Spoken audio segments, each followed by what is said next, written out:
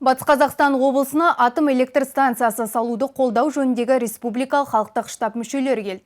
Достық үйінде этномәдени бірлестіктер, ақсақалдар, аналар кеңесінің өкілдерімен, ал Қазақстан инновациялық және телекоммуникациялық жүйелер университетінде студенттермен кездесу өтті.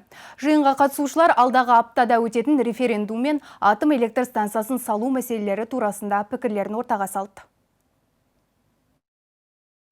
Мемлекет басшысының жарлығымен 2024 жылдың 6 қазаны күні атом электр станциясының құрылысына қатысты референдум өтеді. Бүгінде әр өңірде құрылған халықтық штаб АЭС салу мәселесін жұртшылықпен бірге талқылауда. Батыс Қазақстан облысына атом электр станциясын салуды қолдау жөніндегі республикалық халықтық штаб мүшелері келіп, достық үйінде бас қосты. Қазақстан Республикасы парламенті мәжілісінің депутаты, ардагерлер кеңесінің төрағасы Бақтықожа Ізмұхамбетовтің айтуынша, елімізде электр энергиясына деген сұраныс жыл санап артып жатыр. Электр қуатына қажеттілікті өтеу мақсатында АЭС салу қажет-ақ. Энергетика саласына, атом саласына осыған байланысты көптеген сұрақтарға ел халыққа түсінік беру үшін, сұрақтарына жауап беру үшін, ол не үшін керек болды, қандай артықшылығы бар, қандай сұрақтар бар халықтың арасында, сол сұрақтарға жауап беру үшін топтар жұмыс жасауда. Сондай топпен біз Батыс Қазақстан жеріне келіп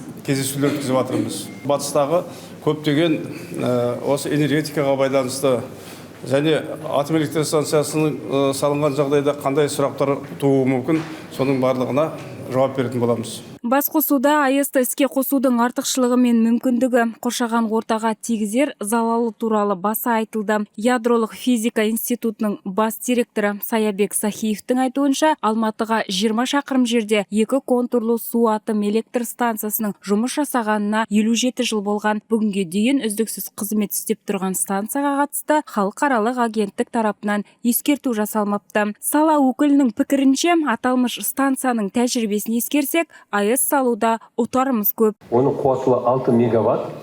Осы 57 жылдың ішінде атом электр станциясының магистрінің мамандары қалай ескертіп те ескертпейді деп тексеретін болса, біз де сол 57 жыл тексеріп келе жатыр. Осы 57 жылдың ішінде бір оқыс оқиға болмады, бір ескерту жасаған жоқ. Сондықтан біздің ұлтымызға ол қатерлі, қауіпті кадрлар жоқ деген оның бәрі осы сөз.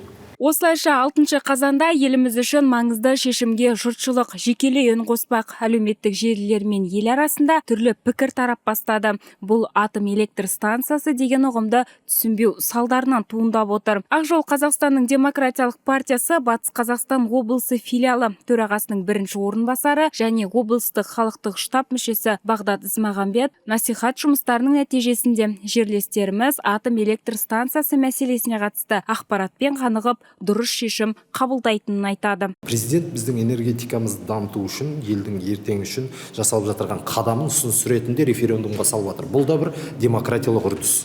Ал енді демократиялық үрдіспен жасалып жатырған референдумға қатысу мәселесі, ең бірінші қатысу. Содан кейін өзінің дауысын беру, бұл енді әрбір азаматтың өзінің міндеті.